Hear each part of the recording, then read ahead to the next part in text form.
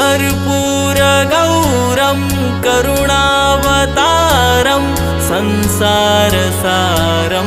भुजगेन्द्रहारं सदा वसन्तं हृदयारविन्दे भवं भवानी सहितं नमामि।